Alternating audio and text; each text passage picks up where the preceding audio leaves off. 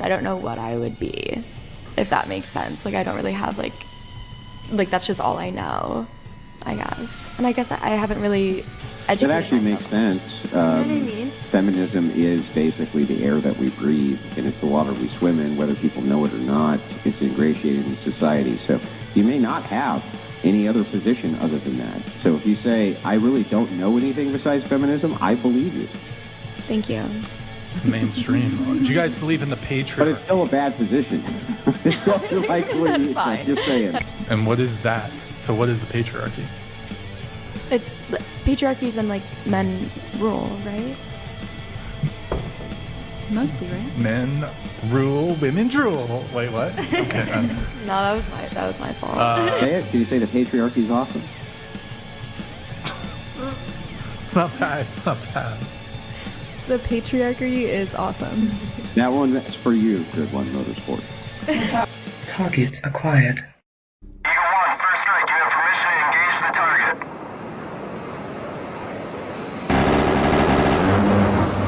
Warning: the following video contains explicit language which may be offensive to some viewers or inappropriate for children. The content within this video is intended for mature audiences only.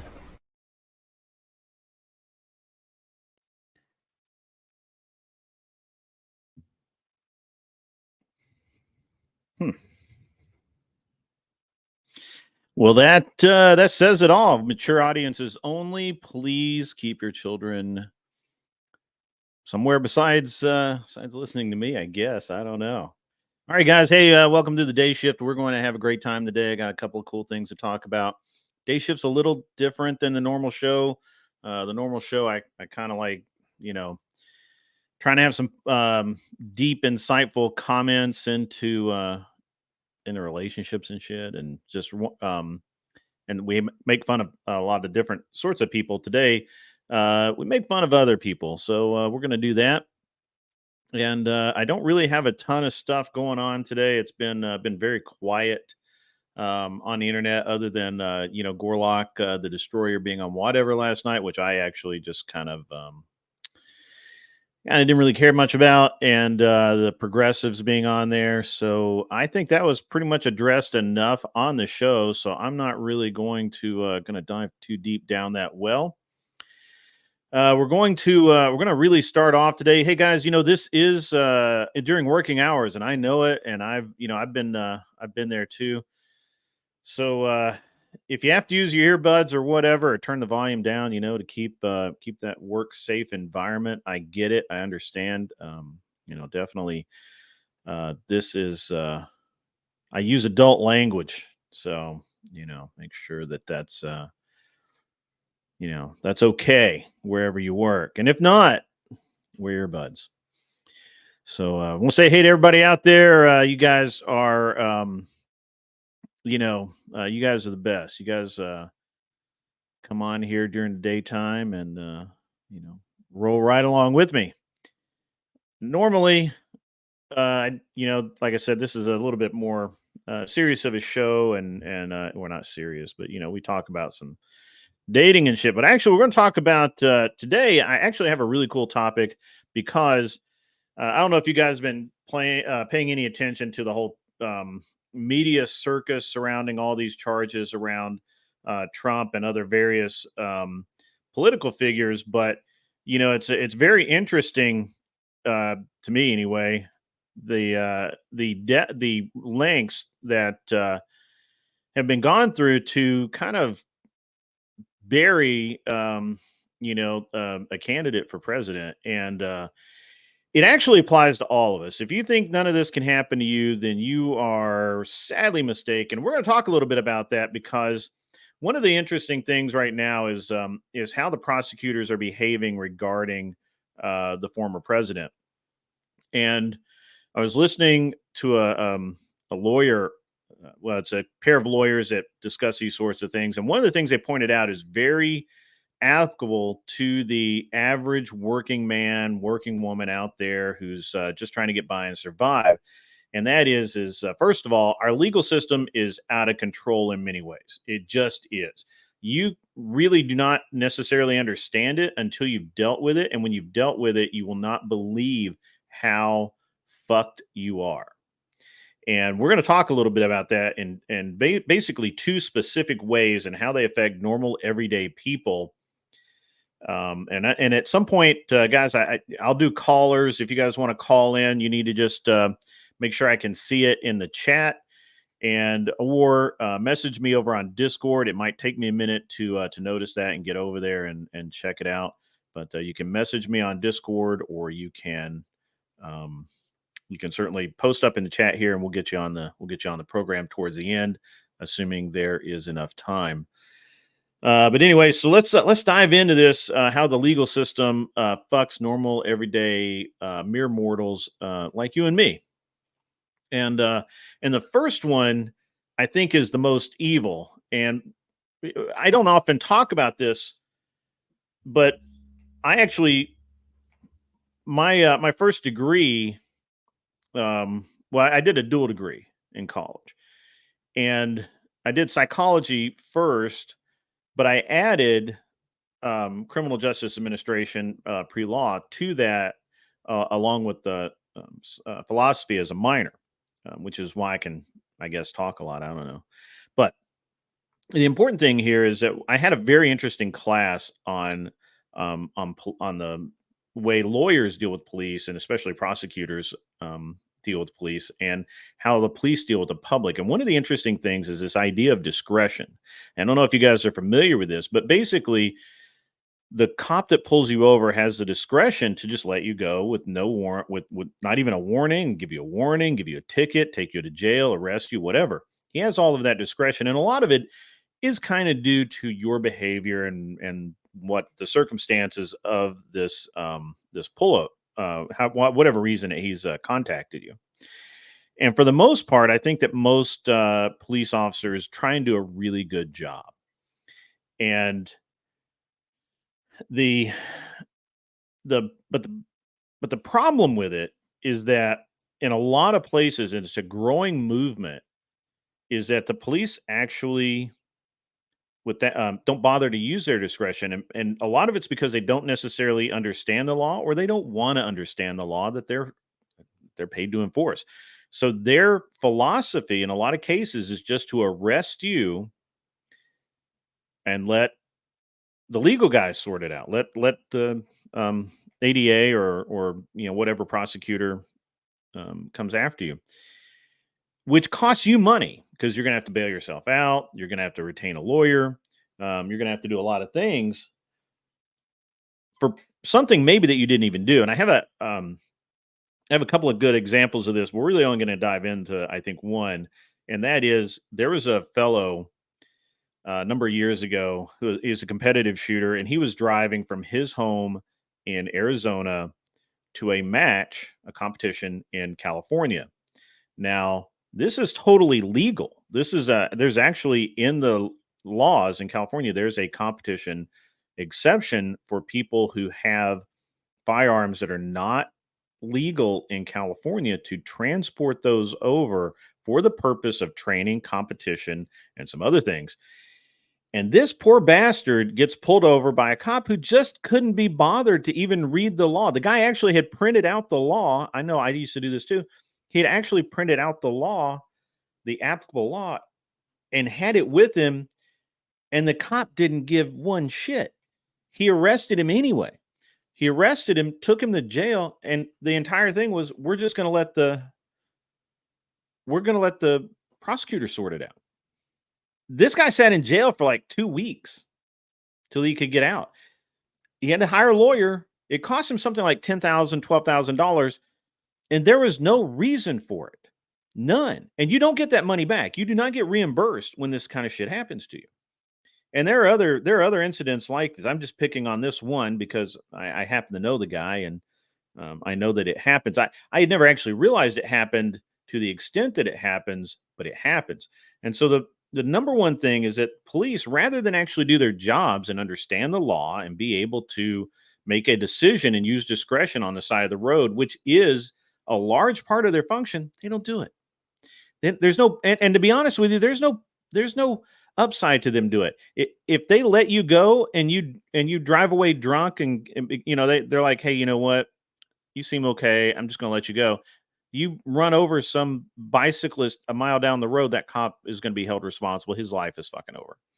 If you know, if you're walking along and you have some, you look like you are kind of a seedy character, and maybe you got a pocket knife or something that could be termed as a burglary tool, and the cop lets you go, and 3 houses get broken into. He's going to end up having to answer for that. So on the one side, I understand it, right? Like the cops have to kind of protect themselves, and we have created an adversarial and unnecessarily adversarial stance towards professional policemen, which are more rare every day. Honestly, I don't, and I hate to say it, but I very rarely meet what I would consider professional officers. I normally meet just guys who are clocking time and getting a paycheck. And that's kind of the first thing, And I'm not anti-cop. I support those guys a lot. I shoot with a lot of them. But there's a reality here that you need to face as just a normal working man going back and forth to work and doing your job. If a cop pulls you over, he's more likely to cite you or arrest you than he is to just let you go, whether he can articulate the laws or not. Also, I have a funny story about this that happened to me. This I wasn't gonna really say this, but so I had this. I have a boat and I park it out in front of my house. Now, there's nothing wrong with this. This is totally legal in the state of Tennessee to park boats, cars, whatever vehicles on the street. And I had this codes guy, right? Which I don't understand why we give codes enforcement so much power, but we've ceded a lot of power to them. So this codes guy was in the neighborhood for something else, and somebody had called about my boat being parked on the road. He comes by, he takes a picture of my boat legally parked, and sends me a warning for having my boat parked in my front yard. I took one look at it and said, what kind of fucking drugs is this guy on? First of all, if I parked my boat in my front yard, my wife would fucking kill me. I'm just telling you. My wife would fucking kill me. My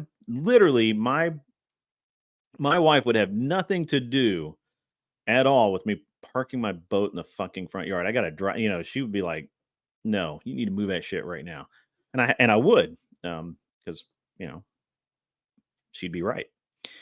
So there's a whole idea here that that these guys just made this shit up. And I kept asking them, like, okay, well, sure, I'll just write me the ticket, but make sure you put the criminal code on it, or the city code on it that says I can't do it. And we went round and round for like probably half an hour, 45 minutes on this. And I told him, I'm like, look, you can go ahead and tow my boat. You can take it to the impound, but I promise you, I'm going to sue you, and I'm going to sue the city because you were acting outside your authority, and you are not articulating any city code that I have violated for you to be able to do anything to touch my property at all. And so he sent the cops out. Told them the same thing. Write me all the tickets you want. Threaten to tow my vehicle or tow my boat. Go ahead.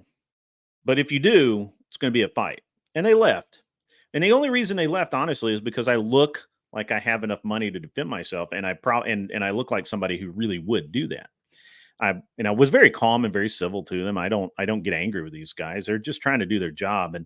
And as far as the officers go, really they were there because of the codes guy, and they honestly looked like they didn't want to be there at all anyway. And I really don't understand why we give the city codes people so much authority. Yeah, it'll be, it's something interesting that I found. And yeah, man, the way we're really, the police really are not on your side anymore. They really aren't. And it's unfortunate. And in a lot of places. Now, here in my smallish town, where Landers lives, they probably have some really good cops that are on that are on the citizen side. But for the most part, I don't believe that holds true any longer in many places. So, hey guys, if you came in while I was talking there, welcome. Enjoy the stream. Enjoy the conversation today. And if you want to be on, I am taking callers later, so either reach me on Discord or shoot me a make sure I can see it in the chat, and we'll get you on if I have time towards the end. I am actually on a schedule today. I have things to do. It's weird. Doesn't feel natural, but and so the second thing, so vehicle and code violations. Those are all, the cops' attitude is, you know, arrest you, fine, ticket you, whatever, and let the prosecutors sort it out. Now, the prosecutors are where the real game is played, and this is actually something that really bugs me because I read I read an article where this is something that the leftists especially are trying to heavily influence is the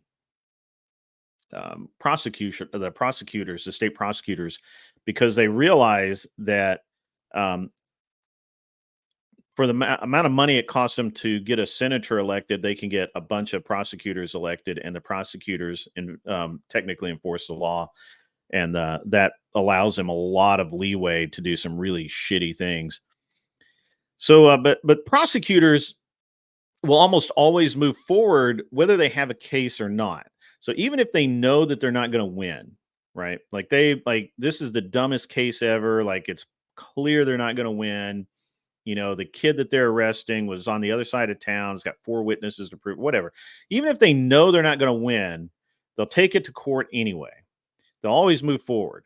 And the first tactic is to see if they can get the person that was arrested, the person that's charged with this action. The first thing they want to do, the first tactic is they want to get you to take a plea, whether you did it or not. Because what they'll do is they'll say, well, if you don't take this, you risk being found guilty. You may not be guilty, but if you risk being found guilty in court, and it's going to be a really high penalty and all this stuff. And they really do push that super hard. And we see that all the time. And so there's no way that the prosecutor is not going to do it. Guys, once again, every single time we get, I forget my damn phone. I'll leave it on. Sorry, I got to put on mute. Yeah, I got a bunch of notifications today. I'm busy today. It's going to be weird. Very strange. So the prosecutors are going to move forward regardless, right? Like whether they have, unless it is like literally you have video evidence, they're going to move forward. Whether they feel like they should or not. So if you don't settle pre-trial for a lesser charge and the penalty, lesser penalty, and in exchange for that, not risking losing a lot more to more serious charges at trial, this is where the real evil comes in.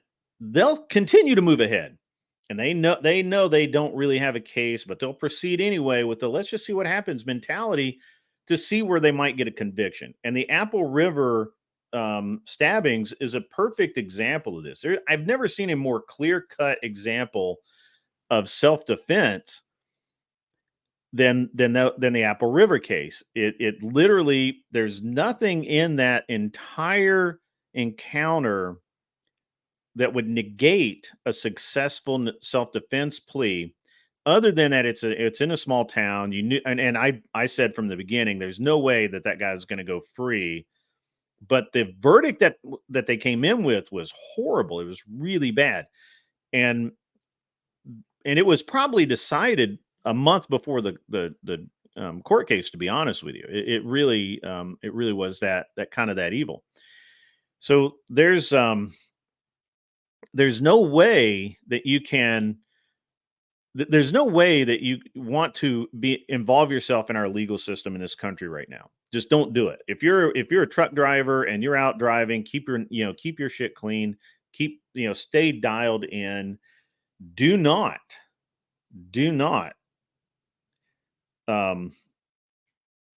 having a do not have any kind of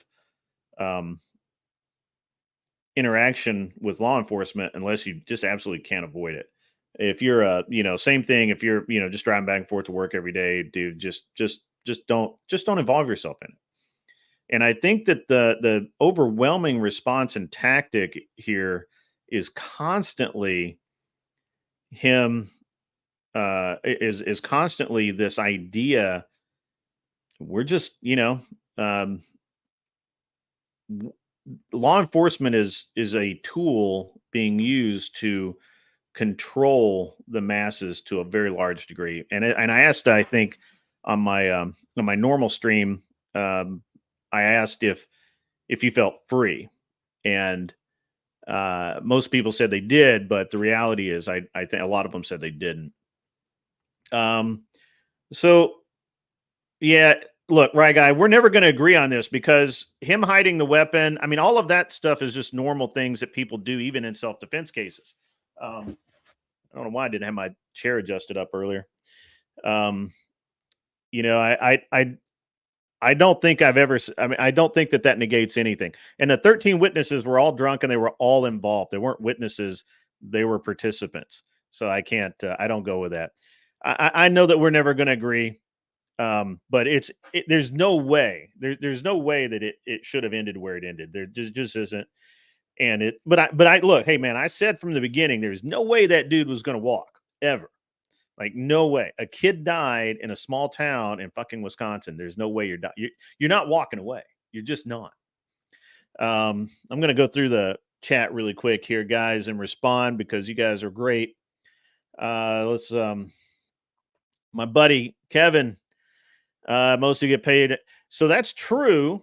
They'll review his actions, find out within department policy. So that's true, unless he really fucked up and something happened where he did not act. If he did not act, if he acted, like if he actually stopped somebody that was a legit threat or a legit, something, like the guy was absolutely drunk, then nothing happens to him. If a cop, and we see this in California. And actually, I know some cops in California, and I'm not going to out them. I'm not going to throw their names out there, but I shot with them a lot up in the Bay Area. These poor bastards, man. I actually felt bad for them because the department policy is so fucked up against them that they won't even respond to calls. They are literally like this is swung so far to the wrong side that I don't know how it's going to come back, because they do literally just enough to not be fired, to not show up on a discipline report. That's what they do every day, every single day. That's what they do. And they, the cops I know are like, they don't want to interact with anyone. They don't get out of their cars. They're just know that if somebody came out and like took a swing at them, they're gonna, they could lose their career. So in a lot of places, I do agree with it. I actually do agree with this, but I think that it's not the norm anymore, like it was. Pluton of Nihon. Okay, cool. Law is currently set up to reward professional criminals and punish law-abiding citizens. Absolutely. Hey, Mr. Hardgame, how you doing, buddy? So a cab. Okay, yeah. A cab, yeah. My background, yeah, look at it. Check it out. It's pretty cool, huh? Yeah, I already answered that. I know we agree to disagree on this one. It's fine. There's nothing. I mean, I understand where you're coming from. I just don't agree with where you're coming from. That's all. It's totally cool that you see it that way. It really is. No problem at all. All right. So that's So I have not had a ton of interactions with law enforcement, but most of mine have been pretty when I'm in my working life, been pretty weird, to be honest with you. I got pulled over in Kansas one time. Or was it Nebraska? I think it was Nebraska, actually. Coming through Kansas and Nebraska with a trailer, they always want to stop you if you've got a trailer. They want to look in it. I don't know why. So we're rolling down the road, right? And we have the race trailer with us. It's got 2 cars and all the crap we take racing in the trailer. and I was sleeping in the back. One of my crew guys, and I forget which one was in the passenger seat, and the guy driving was had been Army. Um, um, I don't. Do they call them snipers in the Army? That he's a dedicated. What they call him, designated marksman. So he was he did a bunch of Overwatch in cities, which he said was exceedingly boring. I mean, he's a super nice guy, and he worked for me for a little while as a crew guy. Love that guy. Guy was awesome. He's driving, and I know that he's not breaking the speed limit. And all of a sudden, we're getting pulled over. We're getting pulled over, and I don't know what the fuck for. So I'm like, well, first, I'm barely awake, right?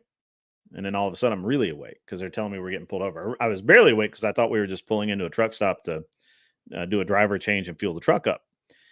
But then they said, "Hey, we're getting pulled over." And now I was really awake. So now, cop comes to each door. We got, I think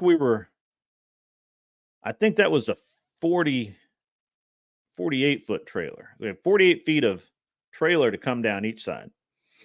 And they get to the doors. Hey, what are you guys doing? Well, we're headed back to Denver. We just came from, I think we're coming from Mid Ohio.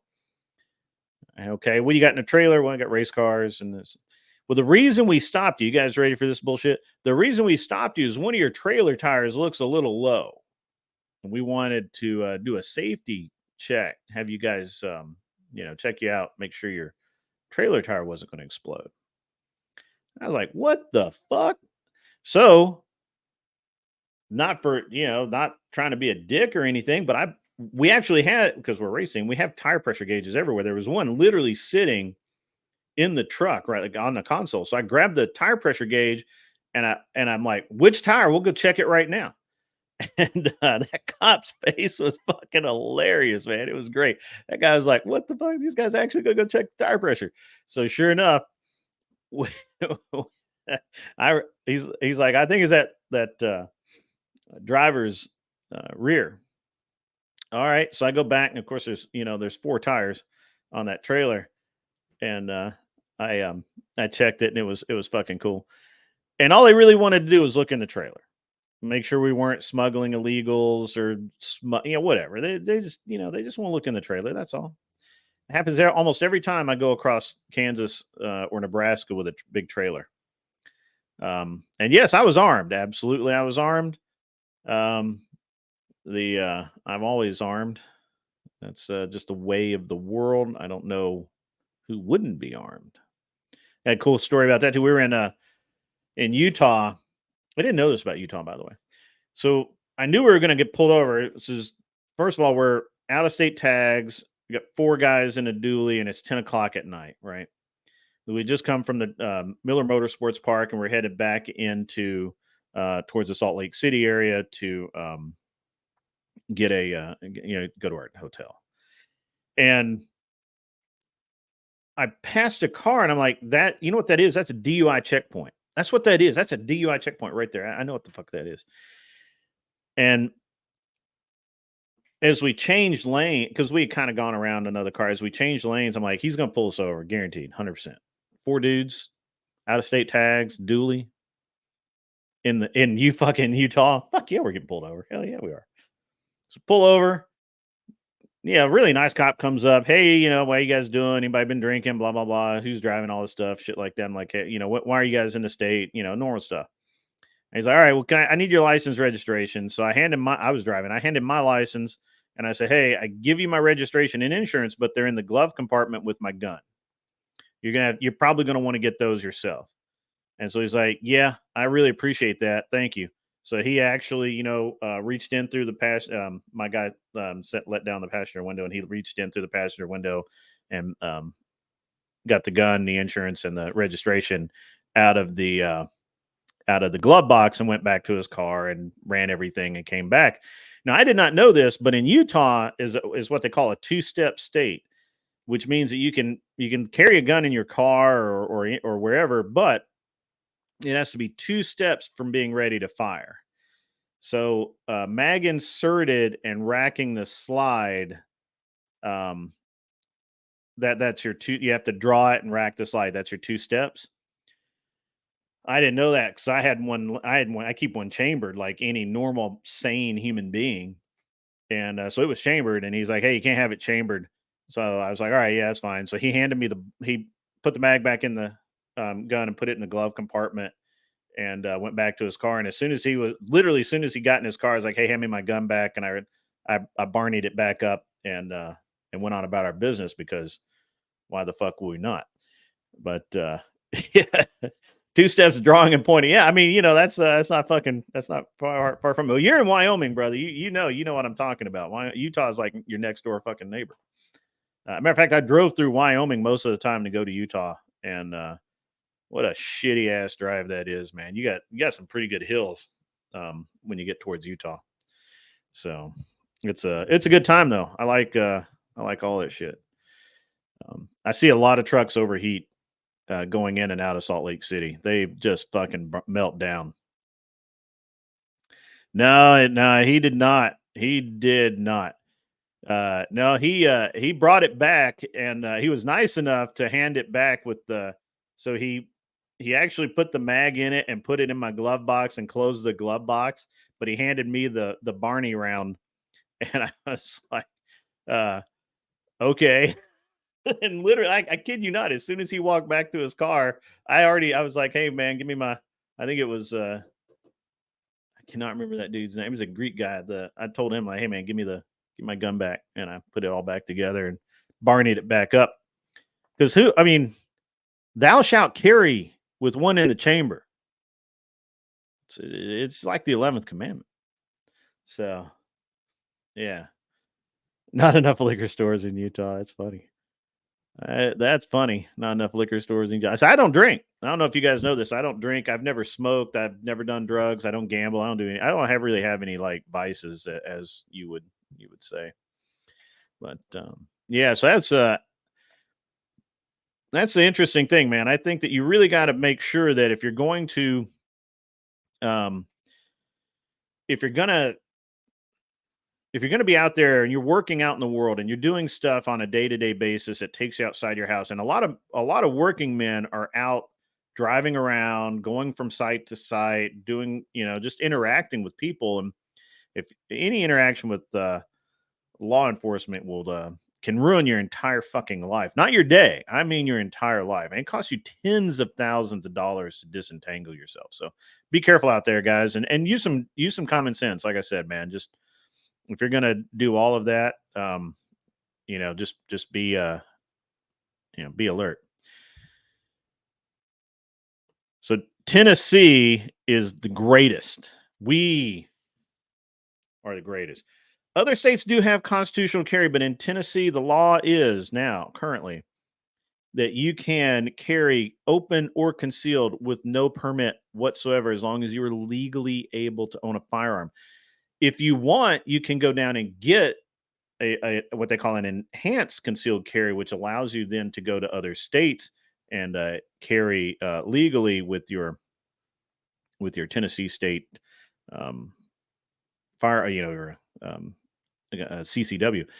When I first moved back to Tennessee, I still had an Arizona CCW because I was in and out of California all the time, and so to do that, you had to basically it was impossible to get a CCW in California because of their dumbass laws. Like you have to have you have to spend like 4 hours or some shit with a psychiatrist or psychologist, I forget which.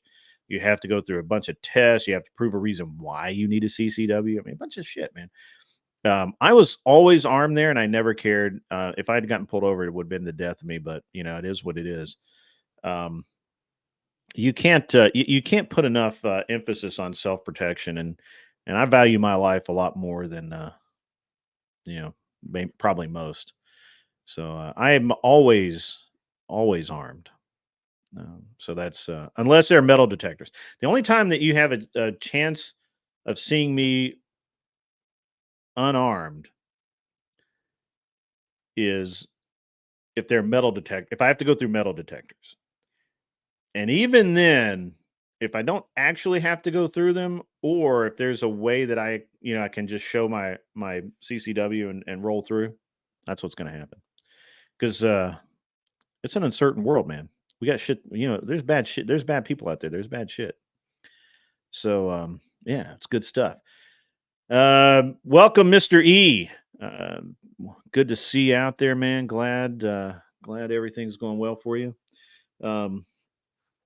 The Mr. E lives in Canada land, I believe, and I am very sorry for Mr. E. I'd love to help him out, but unfortunately, nothing you can do. Nothing you can do. Yeah, I mean, it's the only problem with the Tennessee enhanced CCW is that I have to pay some jackass to tell me what I already know. So I like that. I will get one eventually because I do carry across state lines. At least it's how Bert. Yeah, I know. No, you're right. I mean, you're fucking A. That's right. That's fucking right. Mr. Enigmatic, guys, he's the guy. And the Crucible, if you don't know who he is the guy that makes all the magic happens for Andrew, makes the world go round, and does a damn fine job of it. He has helped me out a lot. He actually he helped me out a lot with my shitty lighting to begin with, and camera stuff. We're still going back and forth on the set, but we'll get there. We're gonna make this. We're gonna make this shit cool. All right, guys. So the next thing I want to move on a little bit. And before I do, remember there is no, and I mean zero, none, absolutely, Robin's egg presumption of innocence on the law enforcement side these days. So do not fuck with him. Limit your exposure. Just don't fucking, especially while you're working. You can get fucking employed for getting pulled over and have a, just for getting even just getting pulled over, not even necessarily getting a ticket, just the act of being pulled over can get you fired from a job that you really enjoy and like. So be fucking careful. And my rule of thumb is to speak softly, but carry an attack attorney. And I mean a shark. You want a guy that nobody fucking likes, because that guy's going to make shit happen. I used to actually have this whole thing about how I've never had an attorney that I would sit down to dinner with because I just didn't like them. But they were all super effective attorneys, and they were always on my side because that's how they got fucking paid. And I, invoking self-interest gets, it moves the needle. You know what I'm saying? All right, so we're going to move off of that topic. That was enough on that. I think that it's I think it, and I think most of you guys are old enough and professional enough to understand and know this. It's great. But we're going to move off of that topic a little bit. It was great. It's a good topic. Hope you guys enjoyed my little monologue there on it. Just have to kind of go there. Now, I'm going to do another chat here before a couple of chats before I launch into the next thing. Left Hawaii because of the shit show there. Moved the family to Vegas. Still a shithole, but at least it isn't full of smelly pineapple people. Okay, I see you there. I see what you did. We need to create an underground. I'm going to leave that up for a while. That's fucking awesome. We do need to create an underground railroad to free the Canadians. I tell you what we could do. I believe this is a growth industry. We can bag and tag these delusional dumb fucks that are camping out on college campuses in the name of free fucking Palestine or whatever it is this week that they're pissed off about. We can bag and tag them, live release. We release those into the wilds of Canada land, and we'll export losers. We'll import the best and brightest people from Canada that are based, want to have jobs, want to go to fucking work every day and get shit done. I think it's a growth fucking industry. I think it's fucking legit. So I an Underground Railroad, man. I think that's where it's at. You like the hat? The hat. I actually got it in England while I was there, and I have my beat up baseball hat, but it's just not a baseball hat time of day. So you can't, right, guy? You can't treat our grizzly polar bears like that. Are you saying that that they would suffer from indigestion from the and perhaps a little food poisoning from the intake of bullshit that they will endure from our fine protest groups? Where do we get those? Mass Pro Shops and Cabela's. Yeah, both. We'll sell them in Walmart. What's a growth industry? We'll sell them in fucking Walmart. I'll drive over to Arkansas tomorrow. I'm gonna make the case for them. They get a case of. That's the fucking best right there. They get a case of the run. Yeah, yeah. We'll just. Hey, excuse me. Where's my? Yeah, that's my fucking laptop, you asshole. What are you doing? Oh shit! What is this in my net? Oh fuck! I'm sleepy. Oh fuck! 7 hours later, he wakes up. Hey guys, where the fuck am I?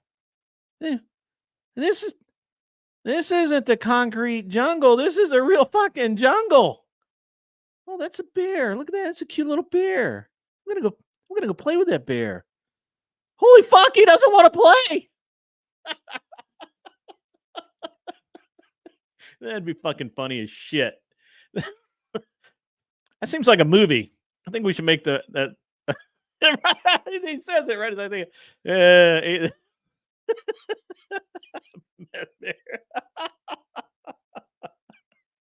This is funny. You can't even carry mace, really? So I know that in New York, I don't think you can without like some permit or some shit. Because I actually bought my wife, because she goes there occasionally by herself. I bought her a like a little thing of mace, and not only I didn't know you can't take it on the airline. You can't take it at all through the carry-on, and even checking it was iffy. But we found out. I guess she did some research, and apparently you can't have it in New York City, without a permit or a license or some shit. A license to carry fucking mace. Should sell it shit over the counter over here.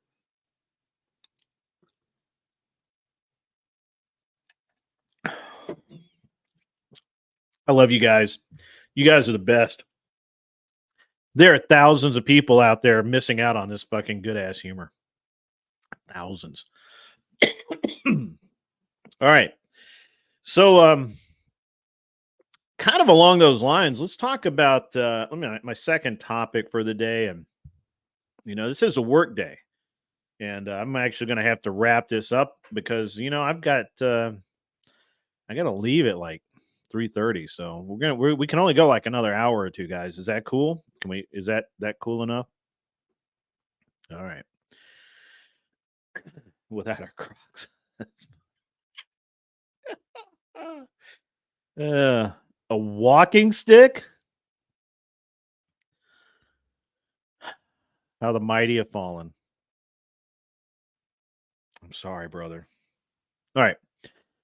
So the other thing I kind of wanted to touch on today, hopefully start a discussion and maybe a fight, is you need to be fucking competent as a human being.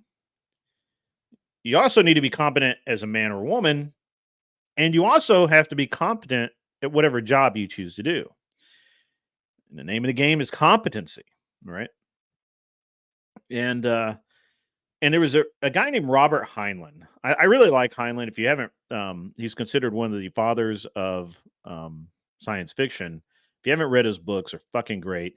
They range from kind of based, like super based, to really not as based. But he does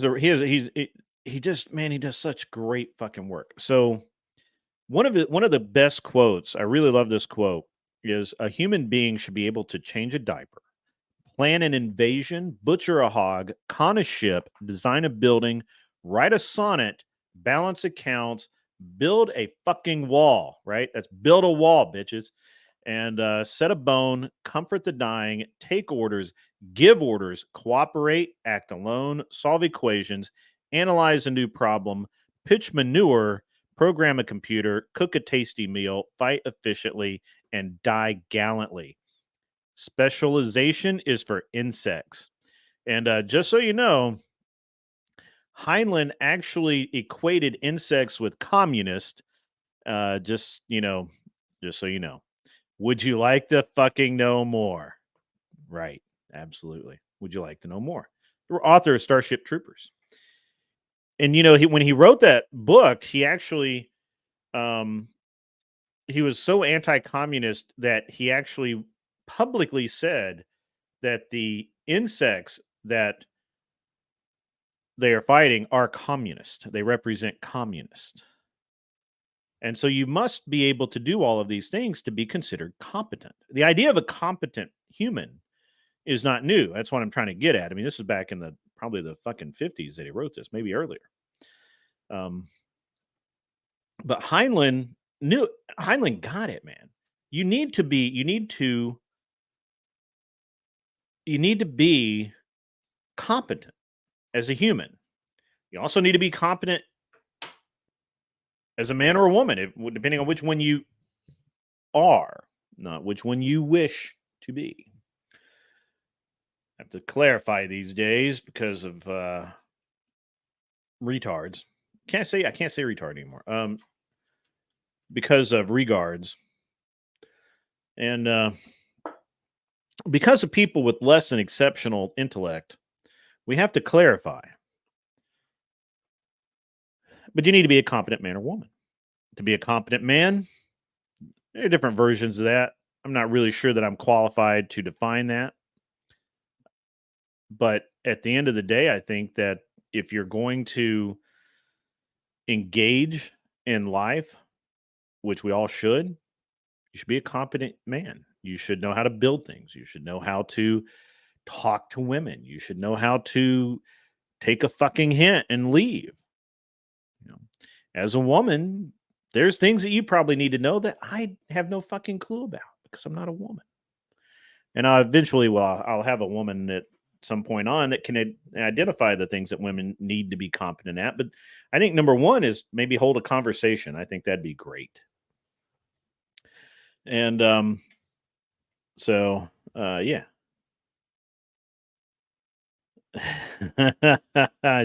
I'm liking this bully guy. You sure you're from Alabama? You hardly you haven't made a misspelling yet or using autocorrect like full time. So what's up? I can't believe there are colleges who have classes called Adult 101. What the fuck happened to home ec and shop in high school? It gave way to Taylor Swift. Swiftology. Taylor Swift. Swiftology.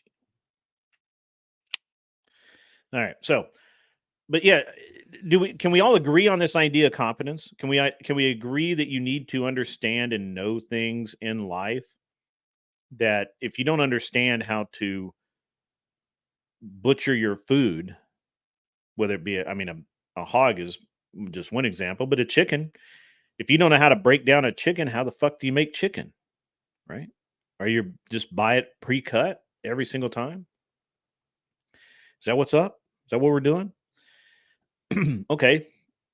How about balance your fucking checkbook? Right? How about understanding how much money goes in and out of your account every month? Like not be able to read out the amount. I mean, understanding it. Why that money's going in and out of your account every month. You have no fucking clue. Well, almost got myself. There are services now to help people figure out how many subscriptions they have subscribed to and forgotten about. How the fuck does that happen? Huh? I mean, seriously, how do you do that? Now, I will admit that I just while we were doing our taxes a few weeks ago, my one of the things my wife pointed out is that we both needed to go through and terminate the subscriptions that we don't use. That just seems normal, right? Like, okay, we're paying for something we're really not using, so we should get rid of that shit. And we have. But there are people out there that apparently are so ill equipped to deal with life that they pay a service, they subscribe to a service to unsubscribe them from other services. The fuck? What's going on with you people? Why? What is this? How the fuck does this even happen? Seriously, I mean, how fucking lazy can you be? This just it takes the cake for me. I can't get it. I don't understand it.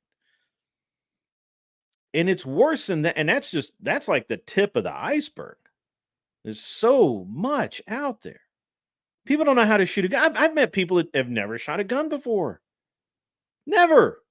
Like, what the fuck? How have you never shot a gun? How is that? Are you Russian? Do you come from like outer Mongolia? How's that? How's that happen? How is that? There are people that have I mean, there are people who just are so incompetent at basic life skills.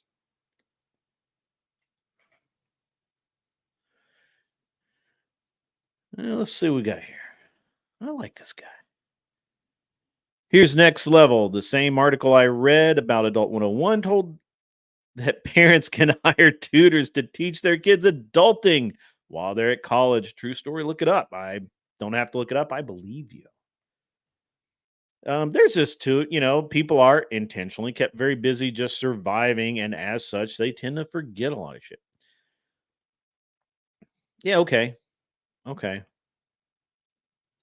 Kind of seems like bad time management to some degree, but you're right. A lot of people barely make it through the day.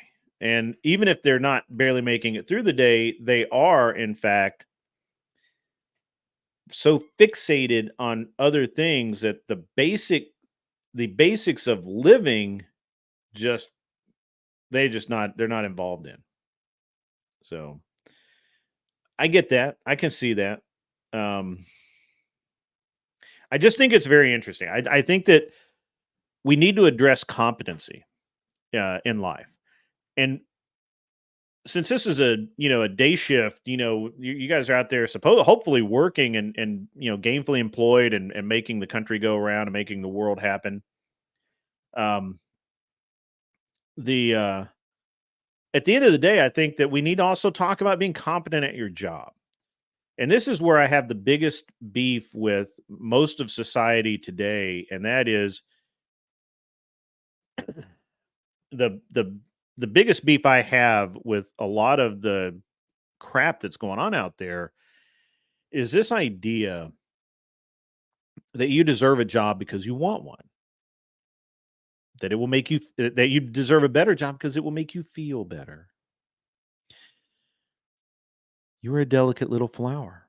And as a delicate little flower, you cannot be expected to shoulder anything. You cannot weather the storm of actual employment, and you really can't be held to the standards of the rest of us. You're a delicate flower in the mean, mean world. It's terrible. It's terrible news, guys. It's terrible. But the reality is, motherfuckers, you don't get shit without doing shit.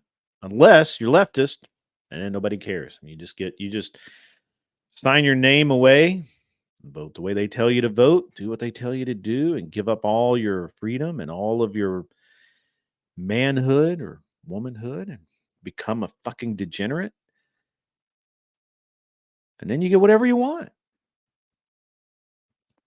But you can never forget that when you do that, you're their slave. You do not live on your own terms. You are when you become a person that sells their vote out for a tax break or a free shit. The minute you sign your vote away for free shit, you've signed away your freedom. You are now effectively a slave to the system. And we all know that. And or most people know that. A lot of people are in denial, obviously, but you should not. You should not do that. People do every day. And unfortunately, there's a lot of people out here that'll never hear a message like this, never ever, because they insulate themselves or are insulated so far from such words that might offend them.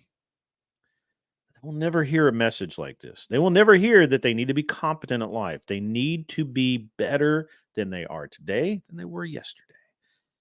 Tomorrow, they need to be better. Day after that, they need to be a little better. Doesn't have to be a lot, just be a little bit better. Be competent. Do your job. Show up on time. Know what the fuck you're supposed to do. And if you don't, fucking learn. It's not that hard. We're humans. It's easy. It's good stuff.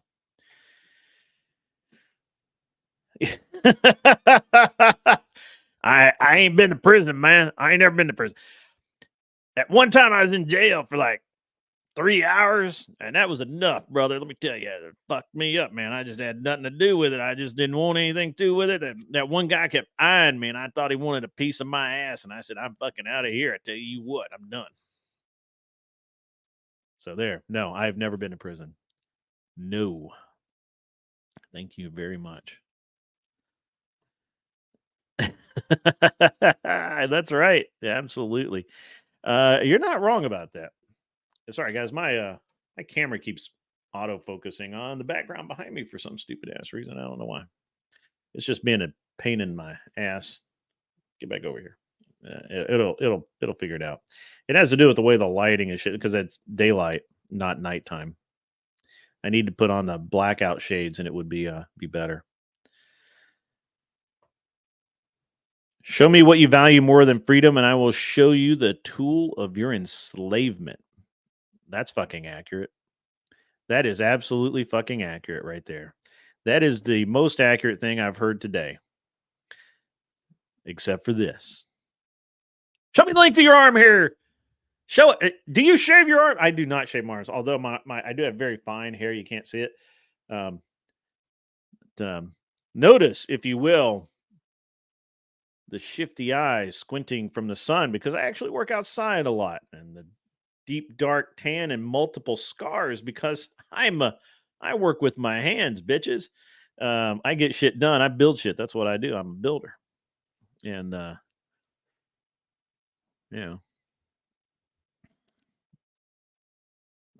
ain't never been to prison though. You got me there. Yeah. Yeah, this is good too. The complete Patrick Henry quote is worth paying attention to too. The complete Patrick Henry quote where he talks about the give me liberty or give me death quote. That is a fucking awesome quote. You guys should if you don't know it, you should read it. It's fucking awesome.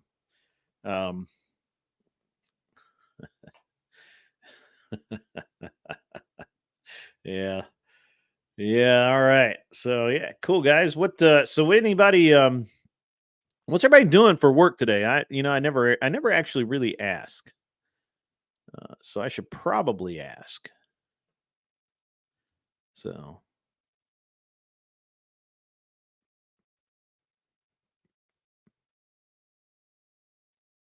what do you guys do? What are you guys doing for work? I know that Chip and Flint will soon be a truck driver. He's I think he's pre-hired. He just needs to I guess probably got a little time off coming and he'll be rolling down the road. What do you guys do? You don't have to share, but it'd be cool. Be cool to learn. I know Mr. E is the man at the Crucible. Gets shit done every day. I know Rye Guy's some kind of computer guy. AB Check, you're in accounting? You poor bastard.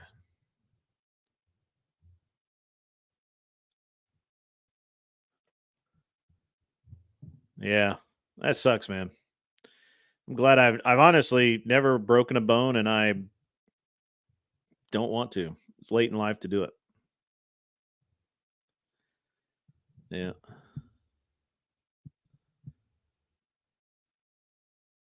Well, it's good you're working out and rehabilitating. Yeah, I knew that you editing videos all day, brother. You know, you're awesome at it. Actually, so the stream coming soon video that I use, Rye Guy did that. Rye Guy does a lot of my thumbnails too. He is fucking awesome at doing this stuff and has a real good good eye. I actually I mean that I need to talk to you about you know, some other stuff. So I need to remind myself to do that.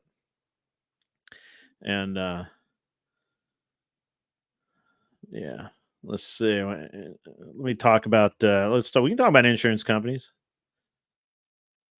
Yeah, there you go.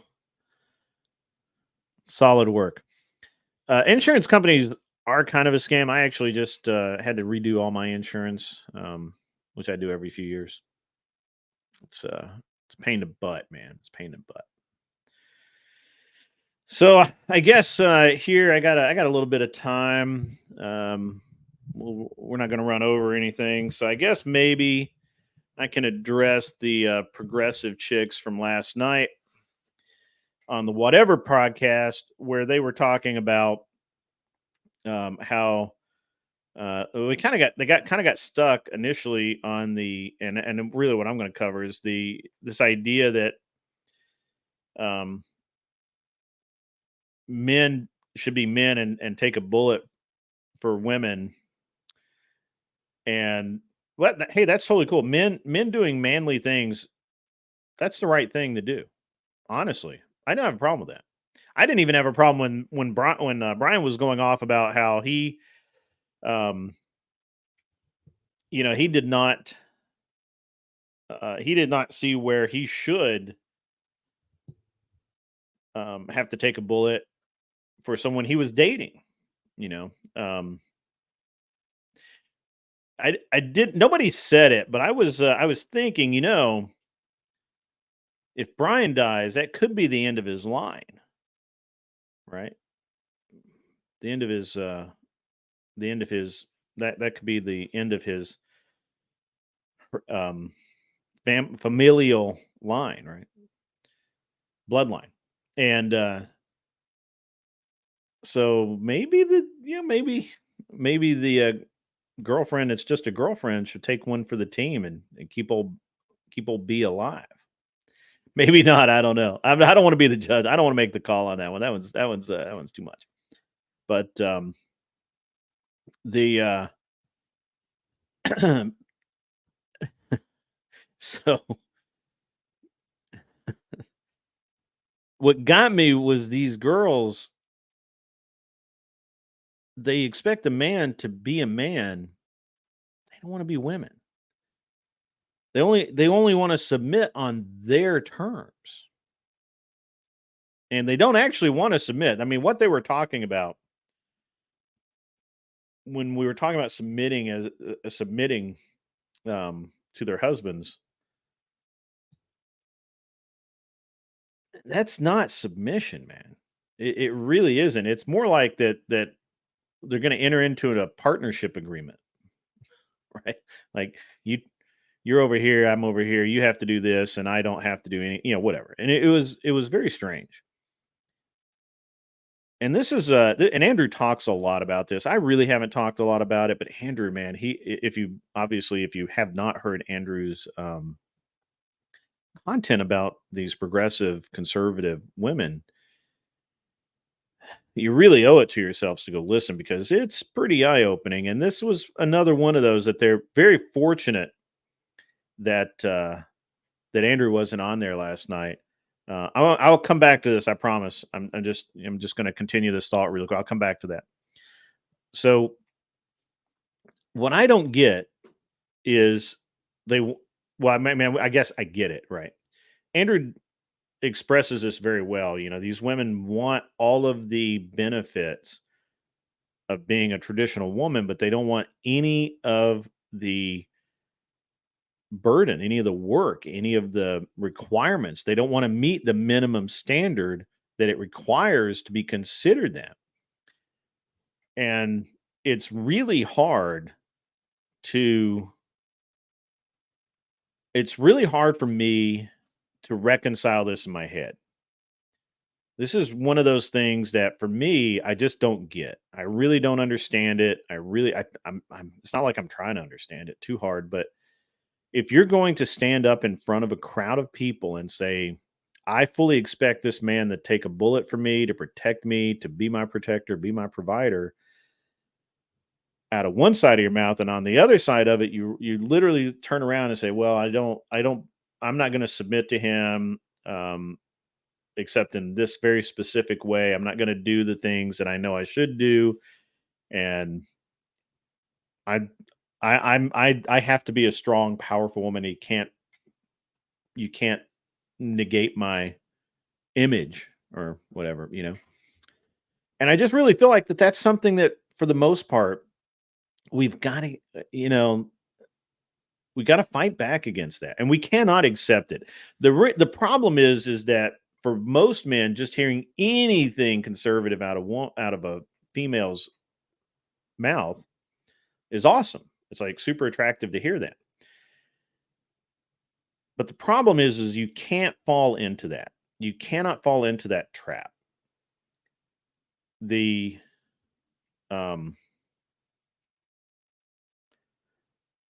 there's no real way to reconcile that as a human. You just can't. You can make long Michael Phelps stretches about how that's the way you should do it, but it's still fucking wrong. So that's kind of what I got to say about those girls, man. I really I kind of felt bad for them because I think that they're another group or another set of women who mean well, but have not taken the time to actually understand and realize the things that they need to do personally to be a proper proper conservative traditional woman. And that's really sad. All right, so reconcile. So I have it set right now. I have it all set up. I just haven't clicked. We're not doing it yet, but I have it all set up through Streamlabs where you will be able to do super chats and donations and all that through Streamlabs. I don't really care about YouTube's donations because they just take too much money. I haven't talked to Andrew yet, but I like the way his dono chat works, and I may work with something like that. Personally, at this stage, it's not a big deal to me. If you guys want, and matter of fact, I don't know if all of you guys heard this. If you guys want to call in, if you want to be on the show, if you want to have a discussion one-on-one, message me in the chat or over on Discord, and I'll put you up on the screen. I've got about 45 minutes before I have to tap out and move on. But it's if you guys want to be on, if you want to like I said, have a one-on-one, you want to argue with me, if you want to take me to task over something I've said, feel free. If you want to agree and we'll sit around and discuss the merits and fallacies of modern life, we can do that too. I'm open. Not that way. Okay. All right. Yeah. I mean, they want all the bennies without self-sacrifice to be in true traditional conservative woman. Absolutely. And what they really want is they want to be. So here's the thing. This is my personal, honest opinion. I'm going to look. This is going to be one of those things that somebody's going to clip and make me look like a fucking asshole. That's okay. I don't mind. I've been an asshole my whole life. I'm not going to change now. Here's the thing. These women realize that to get good men that are going to be the kind of earners and protectors and providers and all of the things they want in life, they have to market themselves. And this is a word here that you need to remember. They market themselves as conservative, Christian, traditional women. But when you start digging in, when you start asking questions, when you start saying, hey, what's up? What do you really feel about this? Hey, baby, how about splitting a check? No? Okay. Okay, well, now that we're in this big relationship together, you need to wear less revealing clothing. I don't like what you're wearing. I really, when we go out together and I'm around, obviously we're together. Man, it's cool, but let's let's tone down the revealing clothing when you're out, especially when you're out with your friends. Matter of fact, I don't want you to go out with your friends because they're a bunch of lunatic whores. And I would just prefer that the woman I'm with not go out with a bunch of lunatic whores to bars and shit because, shit happens and I don't want shit to happen. If you say that to these girls, they will be like, you do not respect me. You bastard. You suck. You are the worst motherfucker I've ever seen in my life. Fuck you. Get out of my life. That's what's going to happen because they're not truly conservative. Instead of saying, you know what, baby? I get it. My dress was a little too revealing the other night. I'll do better. I promise. Or, no, I don't want to go out with Susie and Jill to this mixer or out to the bar because you know what? I think they're going to bring Tom and Bob with them, and those motherfuckers just want to fuck everything that moves, including me. So I don't think I should go. They don't say that. They're never going to say it. And they're just bad people. They're just fucking bad people. So don't fuck with them. Don't do that shit. Don't put yourself through it. As a man, don't do that to yourself. Why would you fucking do that to yourself? That's just stupid. Don't do that.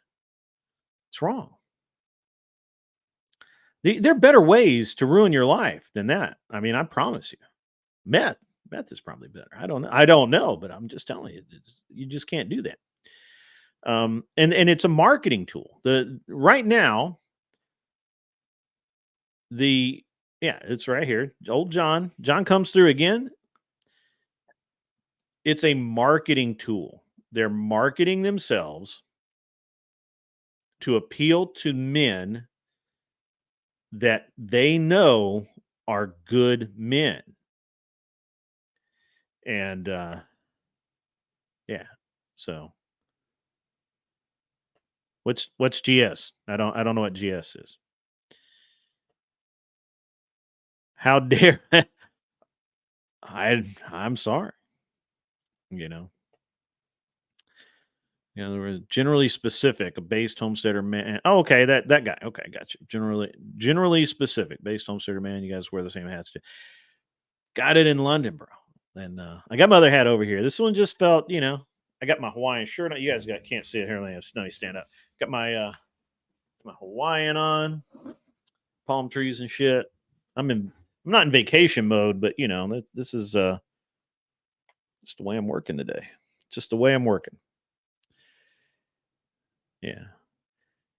But yeah, don't fall into that, guys. Really don't. It's not like these women are going to change. They don't change. And it's it doesn't change. The women are just the women are just, these type of women are to be avoided. Now, I mean, and when I say avoided, I mean as dating potential. Um, but hey, man, interact with them socially. Try and lead them to the correct path. Try to, invite them to your church. Invite them to your functions. Invite them to places where they can see what the reality needs to be. But don't think that you can change them. Don't think that they're going to be, someone that is going to, um, going to be worth changing, because it's not going to happen. It's really going to be, um, it's really going to be a lot of work on your part and no work on their part, and you're going to be really, really, really pissed off. So don't do it. It's just not. Um, in my podcast, TJF, that's fucking funny. That actually deserves to go up. Um, that actually deserves to be up. I don't have any turntables, bro. I don't know how to do that. I grew up in the wrong generation. Shoveling water uphill. Yeah.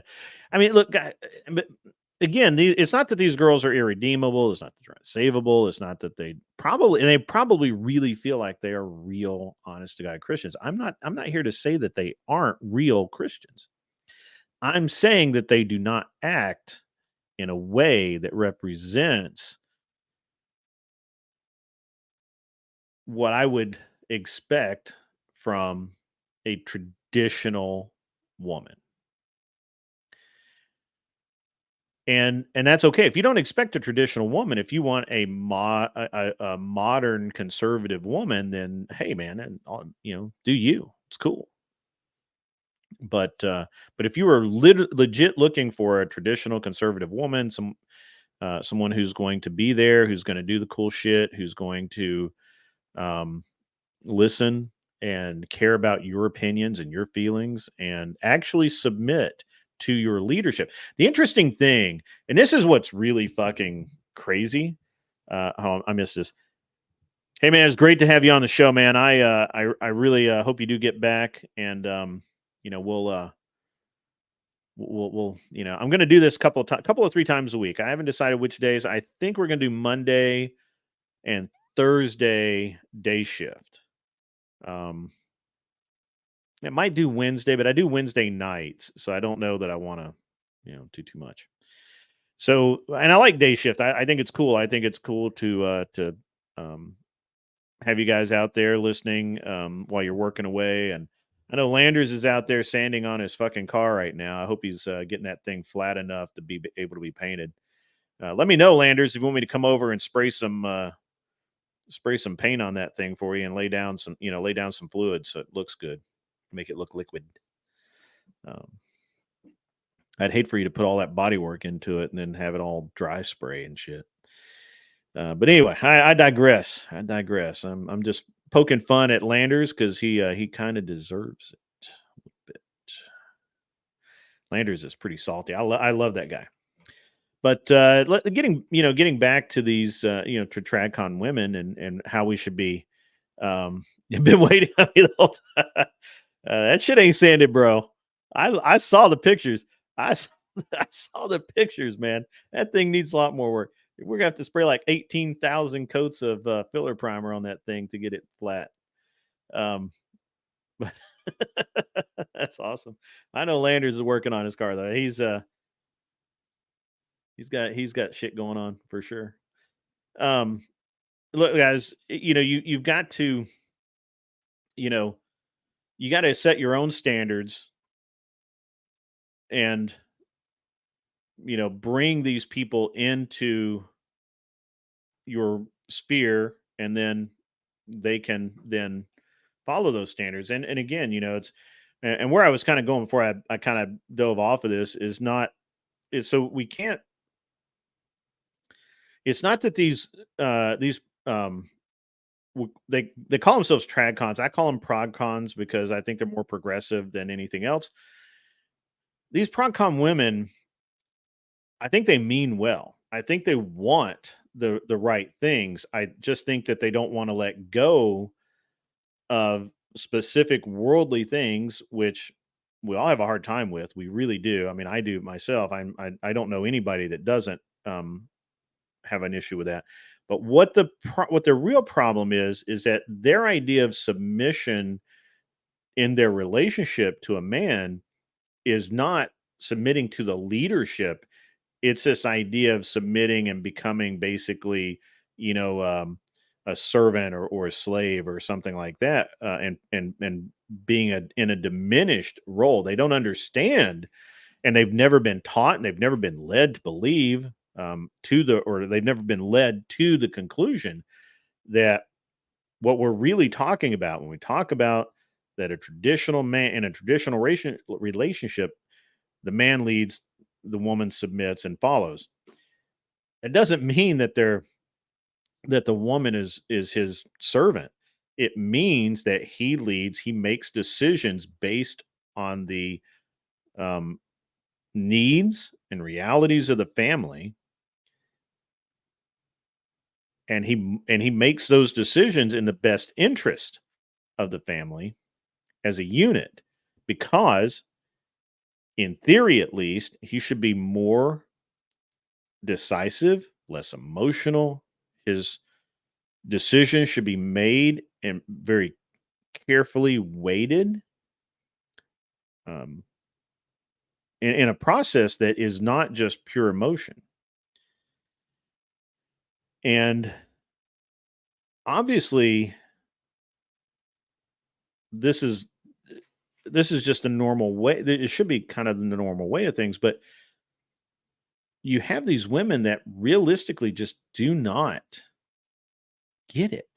They really think that they're being forced, yeah, and you hear them say forced all the time, that they're being forced into something, but they're not. But that's absolutely backwards.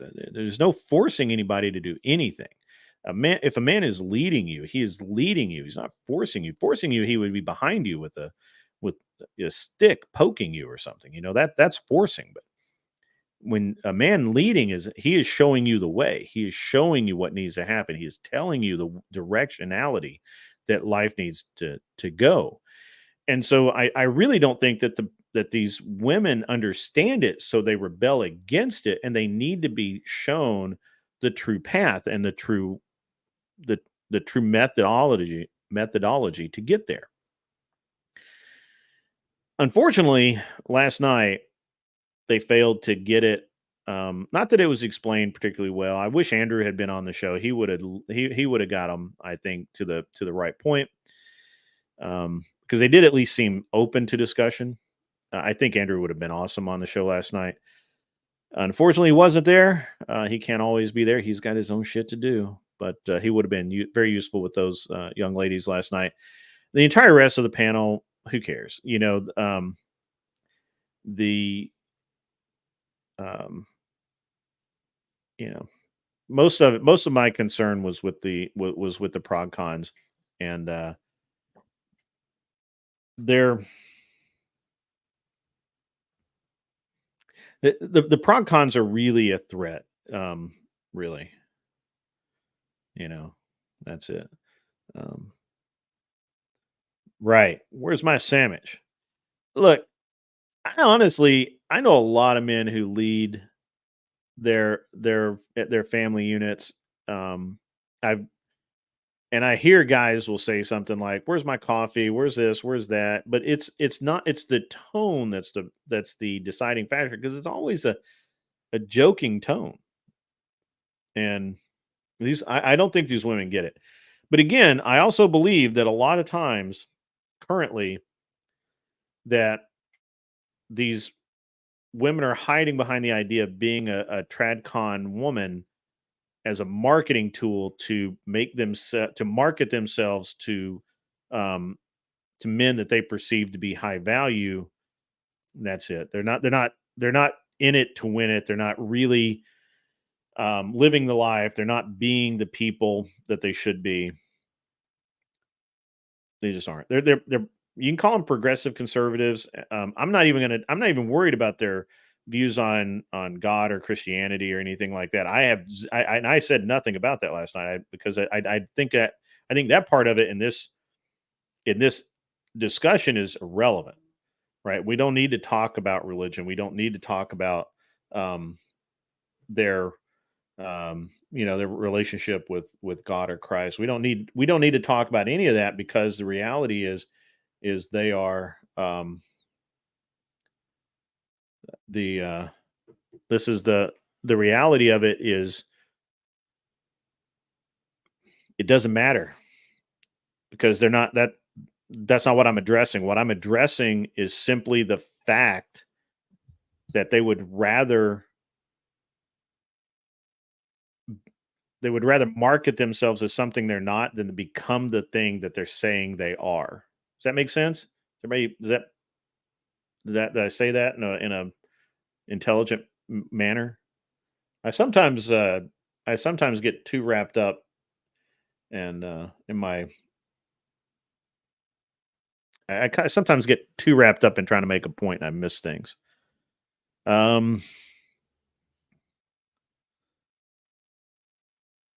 Yeah, I mean, look, guys, I love the comments.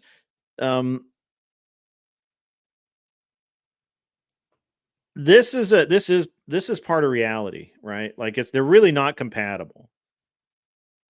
If you're a true Christian woman or man and you believe in feminism, the two are, you're a divided house. You can't be solid in either, because they're conflicting, 100% conflicting ideologies. You can't do it, man. I mean, you can't do it. Not well, you can if you lie to yourself. You can if you ignore specific portions, which I love how people do that all the time. It's like, well, God said this, but he didn't actually say that. He said something completely different in the Bible, and you're just inserting what you want to be there. People do that all the time. I personally,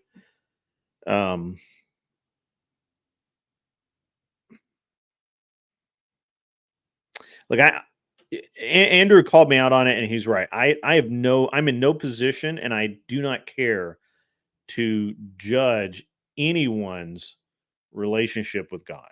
That's between them and God. However, the two ladies that are trashing Brian and Andrew, who are continuing for whatever reason forward with this campaign that they've already lost. I mean, they've lost it in so many ways. It's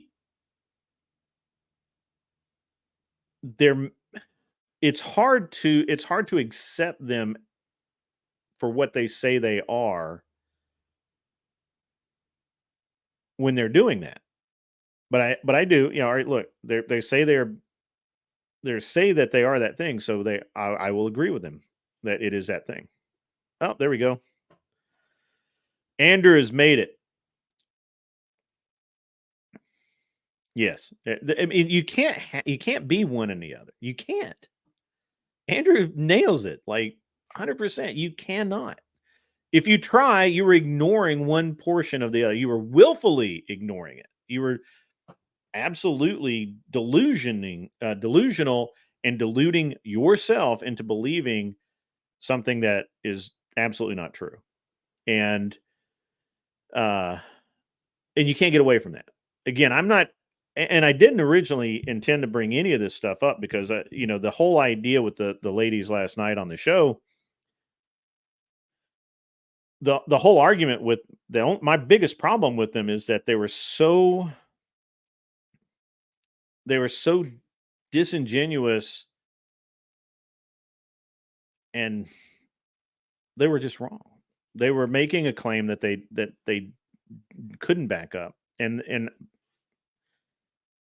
as has been stated multiple times, they want men to be traditional. They want to claim to be traditional, but they don't want to actually be traditional.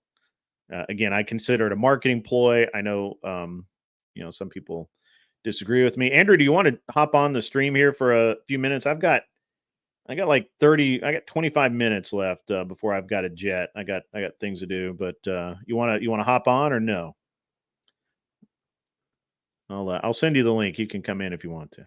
Let me do that.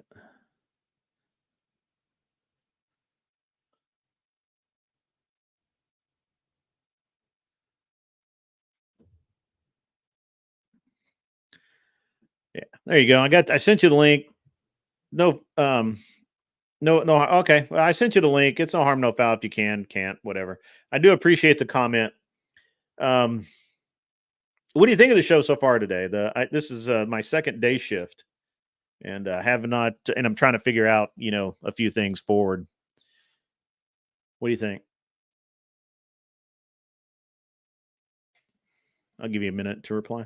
But yeah, so I do agree with Andrew. It is feminism. They really can't. Yeah, I agree with John. John's right. Can't exist. Not compatible.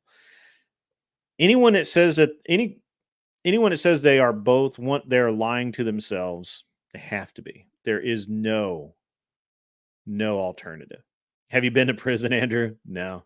Uh, Andrew's. I don't think Andrew. I don't think Andrew's been to prison. That guy, yes. And I got this. Andrew sent me this picture. I want to show you guys this. This is great. I almost forgot the other day to to put it up, but it's just great. Yeah, let me find it really quick. I'll give me a second while I'm doing this. The At the end of the day, I think that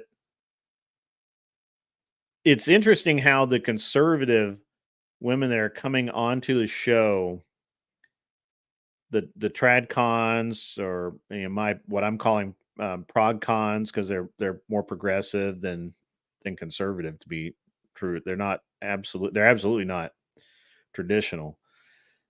You know, those guys, or those girls and guys that are coming on representing themselves as one thing, are not really um they're not really the thing they say they are. They just aren't. And I'm really trying to understand, how they come to the conclusion of what they are, you know. And I think, again, I mean, I personally think it's marketing. I really think that they're just trying to trap a conservative male, or they're embarrassed now to be seen as some anything other than conservative, because you look around and the entire world is sick of that crap.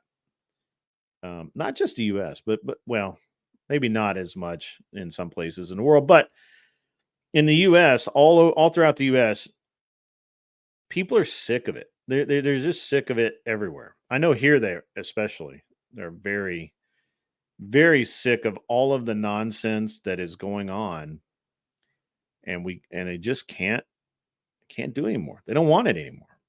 They would just rather you just say, be gone. Just go away. Just leave me alone.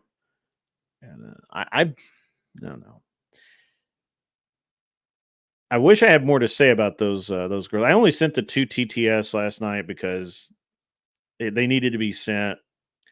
I did start I did kind of start them down that path of submission, because I just knew something just told me that these are the type of girls who will speak about all of the masculine values that they want, but they will absolutely not have or entertain the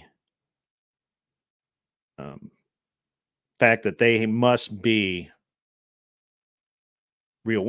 traditional women. And their idea of traditional women was certainly was suspect. So I wanted to throw that grenade out there to see what would shake loose, and apparently it was a really good discussion. Again, I didn't get to see all of it. I wish I had, but it is what it is, guys. I couldn't stay up last night. Couldn't I wanted to, just couldn't do it. And, it's going to be a good time. It is. It'll be great. All right, thought I had this up.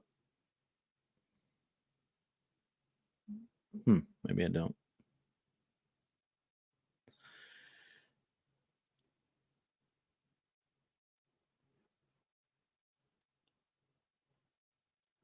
Oh, okay. All right. There it is. All right, let me read these. I've been remiss in reading you guys' chats. I'm sorry.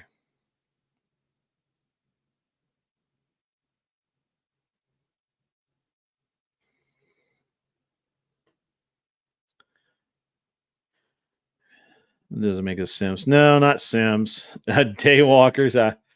I thought that's funny because the normal horrors are considered night walkers. It was crazy how triggered the girl. Yeah, that was funny. It was really triggered because it was really interesting how triggered she got over it because she just couldn't. Personally, I think she just couldn't even come to grips with even the idea that it was that there was something crazy. So this is a picture that Andrew sent me. This is just great. This is just great. This is some real good art here. It's fantastic. It's fantastic. Look at that. The only time that it was this portrays a great scene. The only thing better was when he was sitting down and he asked Andrew how much money he had. And Andrew was like, I think I got $5 in my wallet. And that guy's face was just like, is he fucking with me? Is he fucking with me right now? It was fucking great. And he turned to the other guy and he's like, no, seriously, how much does he make? And I don't remember what the guy said. He said something like he does well. And the guy's face was just like, is Andrew fucking with me right now? But what does it matter how much Andrew makes? This is the thing, man. Like, do we not remember a time when it was embarrassing to ask a man how much money he made? Huh? Is that not a thing anymore? Is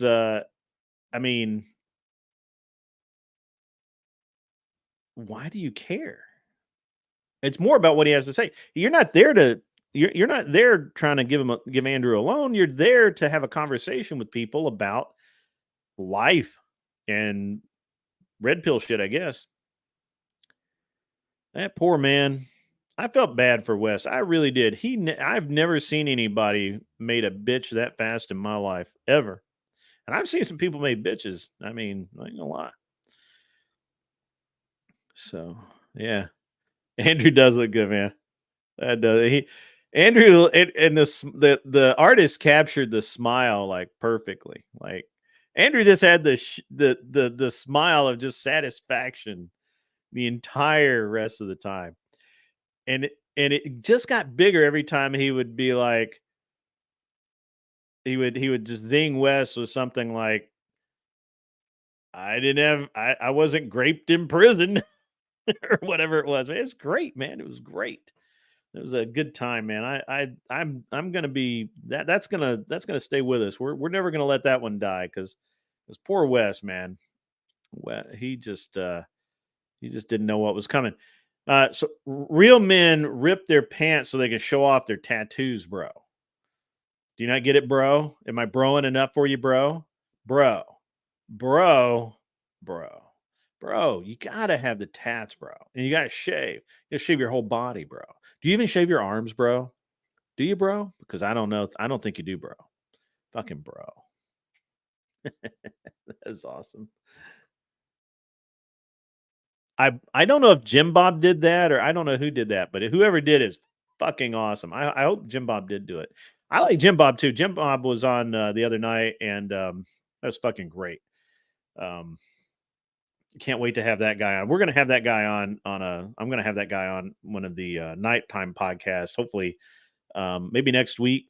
We'll set it up, and I'd really like to. I think I'm at the point now where I'd really like to maybe go on Andrew's podcast instead of him coming on mine and have a real discussion about things Andrew wants to talk about. And I think I'd really like that. But that would be cool. So, real men don't have tattoos. You're right. I've got 0, and I know I'm a fucking real man. Like the German Coomer with the Christ tattoo on his. Which one are we talking about? Because I couldn't because the guy with the blonde hair sitting next to Prison Bitch he was Spanish, I think. I don't think he was German. I think he was Spanish. I don't think he was I don't know which guy we're talking. Let me know who we're talking about. Tattoos are a sign of cultural decay. I don't know that I agree, but I will say that unless it actually really means something, it means nothing, and it's just you're full of shit and you're desecrating your body for no reason. Short spiked hair with the heavy accent. Yeah. Are you talking about the guy with the blonde hair, right? Yeah, that guy I think he was Spanish. He was Spanish. I can understand the guy barely spoke English. So I can understand I don't know what accent he was throwing out there, but he seemed a little more okay than Wes did. I don't know what the fuck the problem was with Wes. Supposedly he said good stuff before, but I swear to God, I've never seen anybody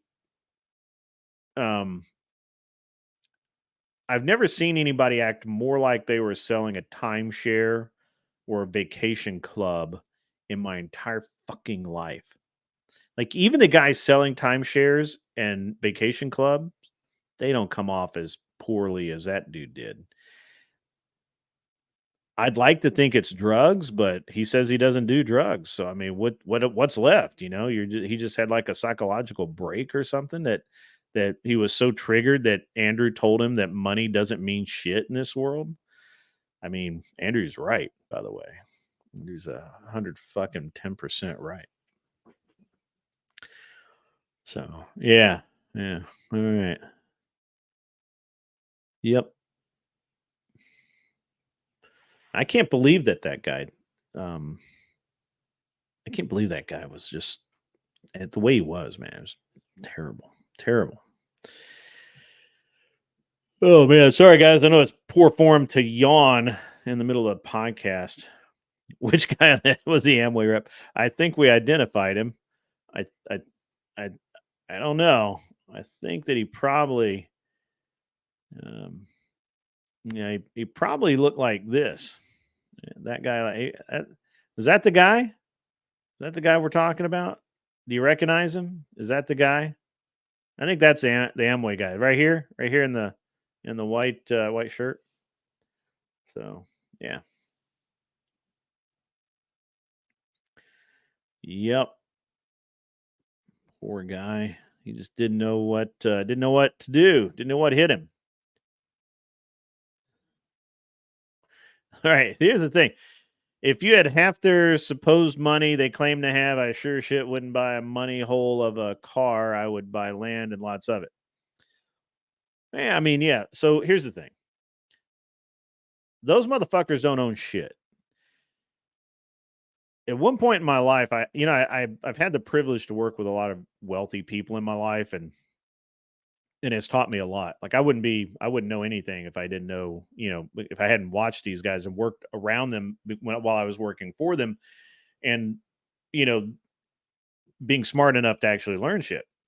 I know what actual rich people do and how they act and where they live and all that shit. And these guys, they probably have they got a few bills to rub together. However, the really rich people own shit. They don't lease. They don't They don't rent monthly. Now, who the fuck rents a supercar monthly? Are you kidding me? Are you on fucking crack? You want to buy a supercar, you buy a supercar by, let's say it's a $300,000 car. You get your 100 G's together because that's what it's going to take these days. You go to the finance company, you say, "Hey, I want to buy this car." You go buy the fucking car, you drive it, keep the miles reasonable, keep the service up. 2 years from now, hopefully the market is still good and you sell it for about what you paid for it or maybe a little more. You get your 100 grand back, you paid a little bit of interest, but it was your fucking car. And if you total it and crash it, the insurance pays off on it, all that kind of cool shit. And that's how you do a supercar. What you don't do is you don't fucking lease one. Because you're paying so instead of paying like 2 or 3 grand a month for your payment, you're paying like fucking, I don't know, like what was the last one I looked at? I think that you probably would end up paying like a $5,000 or $6,000 a month lease rate. So it's got to be at least 1,000 a week to rent a supercar, and then it's not yours. You're a fucking poser. Don't do that shit. Don't fucking do that shit. Why? Don't be stupid. I can't say it often enough. Do not be stupid. Just don't do it. Don't rent supercars. Now there is an old adage that if it floats, flies, or fucks, rent it. But you know, if you rent it, my philosophy is if I need it more than 3 times, I need to buy it because I hate paying people to rent shit. Yeah, yeah. I'm sure he thinks he's pulling some cool IRS shit. Showing the lease to his business and his business. That's part of his compensation package, so he's not paying taxes on it and all that shit. Those guys always get fucked in the end. They do. I'm just telling you right now. There's no like this. It's going to look like this later. It's going to have the IRS's cock in his mouth because what happens is they get caught. They get caught every time. They get caught. They just do. It's just what happens. And but they all lease this shit. They all, that he needs their entire living, their entire lives are based on being able to generate consistent flow through income. But that's what it is. It's flow through. They don't hang on to any of it. None of them have fucking retirement plans.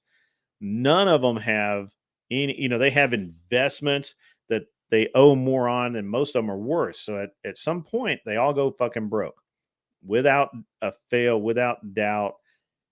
And I've done the math on my nightly show, and I'll do the math again on my nightly show. We can break all this shit down and show you why you should not listen to these motherfuckers. Listen to fucking Dave Ramsey. Dave Ramsey went broke doing the shit they're talking about, and then he rebuilt himself and did it the right way. Now that motherfucker, I think he owns something like $700 million.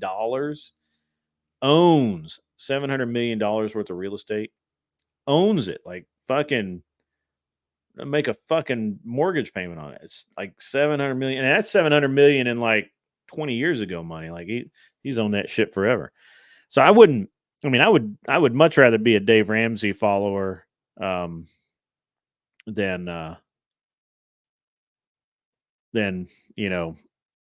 fucking Wes, whatever the fuck his name was, or any of those guys with their self-improvement programs. If you want to improve yourself, go work out. I went and worked out this morning. I feel great. I probably even look a little better. I played tennis last night. I played about an hour and a half of tennis. There's no there's no secret to this shit. If you look like shit, you feel like shit. Don't look and feel like shit anymore. Go work out.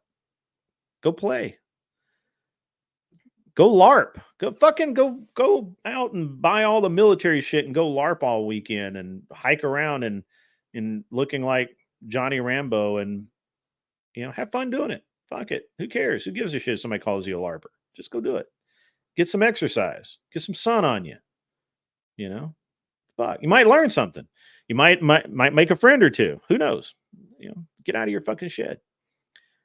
Don't, there's this all this shit is bullshit, man. It's all bullshit. You got rise above the bullshit. Crypto's I have some interesting opinions on crypto. I've been told that I'm fucking wrong, and I hope that I am, but here's the thing about crypto. It doesn't fucking exist. It doesn't fucking exist. Now, you can say that all fiat currency doesn't exist, but I can hold a fucking dollar bill. I can hold gold, although gold is no longer currency. Got to remember that in most cases. I can hold silver. I can hold it in my hand. I can carry it with me. If the power goes out, it's still fucking money. Money. What I can't do is I can't hand you $5 of crypto. Can't do it. If I'm in fucking Walmart, I want to buy groceries. I can buy groceries with money. I can buy groceries with credit. I can't buy groceries with crypto. So crypto to me, crypto is something that I think is going to end up fucking a lot of people at some point, and it already has to some degree. I'm waiting for the true implosion. Yeah. Let's see.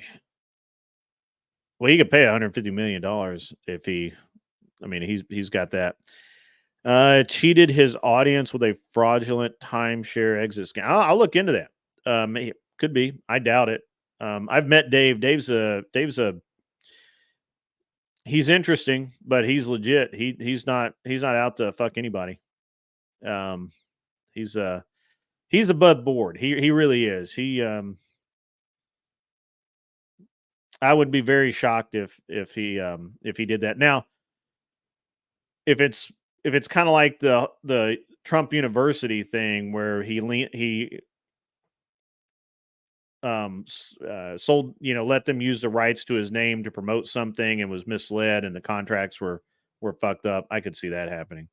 The Trump University thing is really interesting. I don't know if you guys have ever read about it, but it's really pretty fucking interesting. You should look it up because what a fucking debacle. And, it is what it is. Trade you my Beanie Baby collection for your cryptocurrency. That's it's about worth what crypto's worth. So, yeah. But yeah, I don't have any.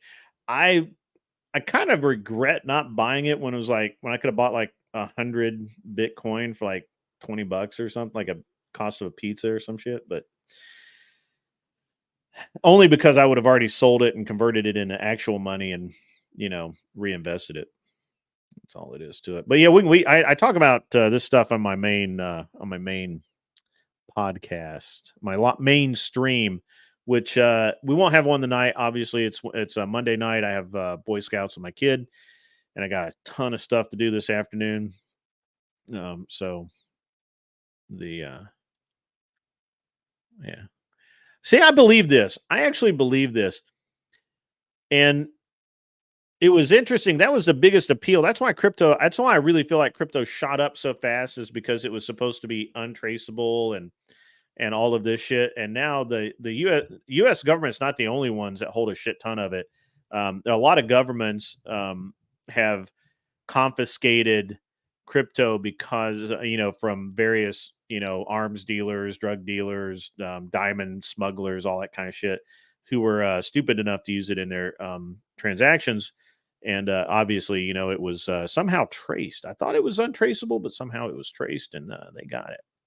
So it's interesting. It's an interesting cryptocurrency is just interesting. I mean, I'm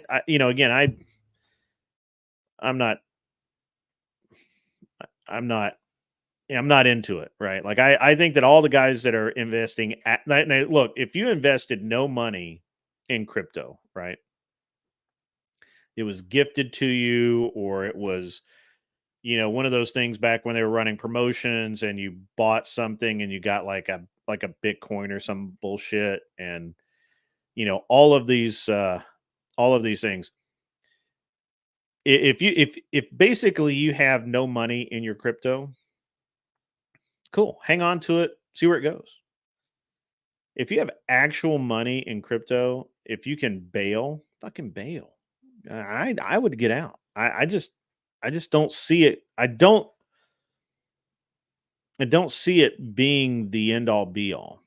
Um, Especially since there could be a coming unpleasantness worldwide, and then Bitcoin buys you absolutely jack shit.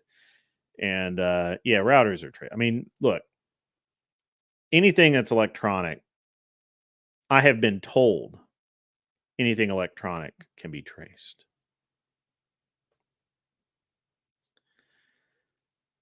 U.S. government has 212,847 Bitcoin, worth around 15 billion based on a current price. So how many Bitcoin are there supposed to be? Because I get they're varying numbers. Anybody know the actual number supposedly of the maximum number of Bitcoins available ever? Because I think it's changed a couple of times. I just want to verify. Does anybody know? Anybody want to bother to Google that up? Because I don't. I'm going to take a sip of my frosty beverage.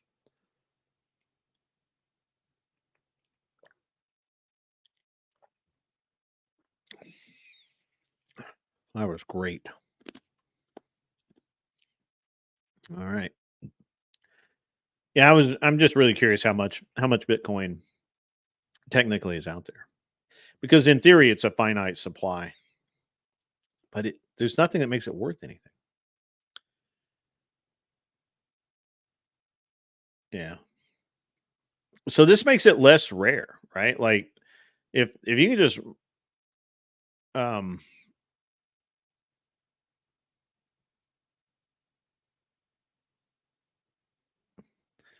hey Kevin, you stick around, buddy. I'll be giving you a subject matter expert special lesson later.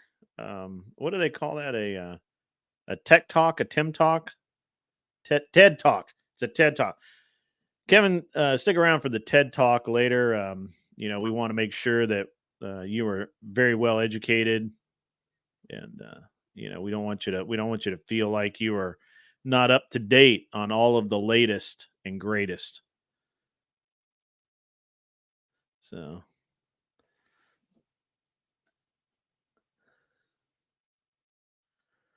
so yeah. Yep.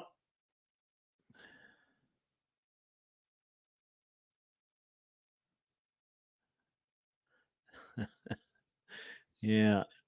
If you guys don't know Kevin is exceedingly sarcastic. He is even more sarcastic than I am, and I play at a pro level. Yeah. Fuck yeah, he does. He really does. Fuck yes, he does. Absolutely. Um, so 19.86 billion Bitcoins. Jesus fucking Christ. And yeah, that's crazy.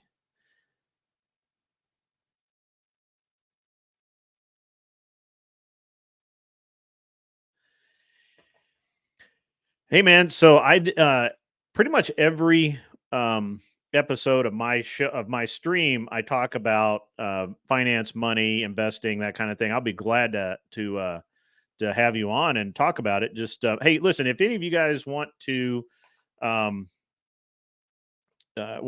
reach out to me and um,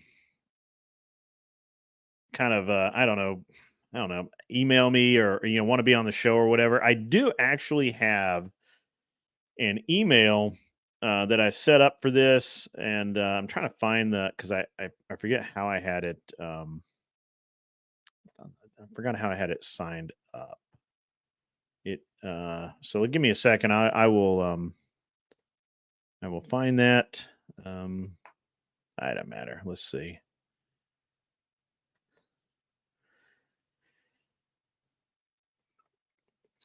I always screw this stuff up. You guys just you don't know how really, really bad I am at websites and shit like that. I should actually pay somebody to do it, but it annoys me because I know I can do it.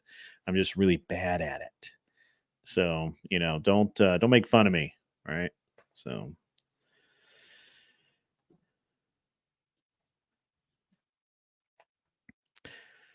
yeah.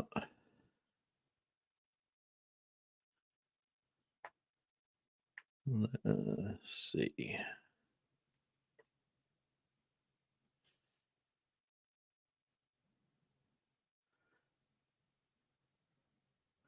So you can go to anunreasonableman.net, and there's a contact us page, and you can just drop me a line there. And I do have an email. I just don't remember what the fuck it is, so I can't do that.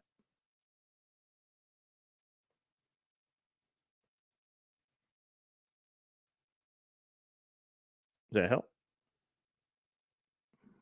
I don't know what I did.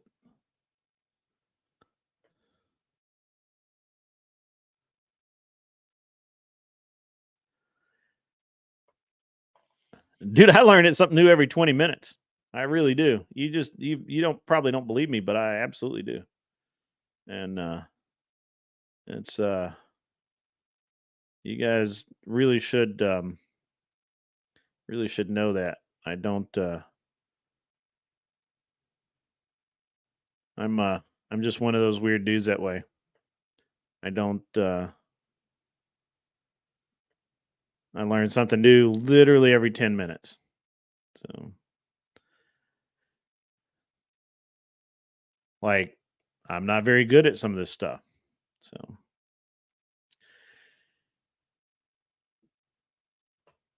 there you go. Yeah. There you go.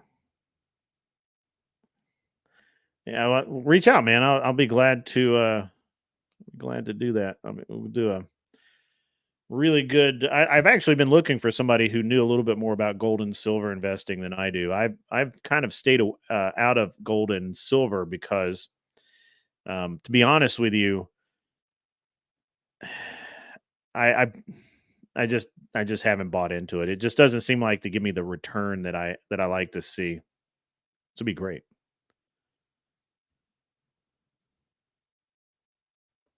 They do. Send me a list. I'll do that.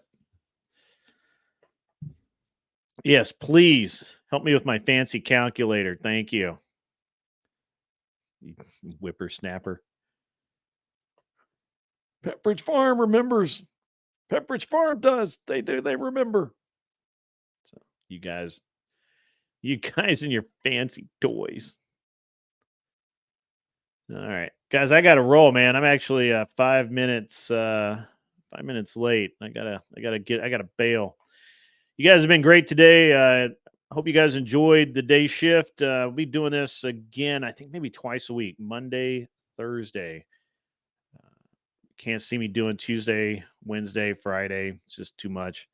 And we may add Saturday evenings because Saturday's pretty fucking funny. You guys have a great rest of your day. Enjoy life and reflect positively on all the things that you need to change. You guys have a great day. Peace.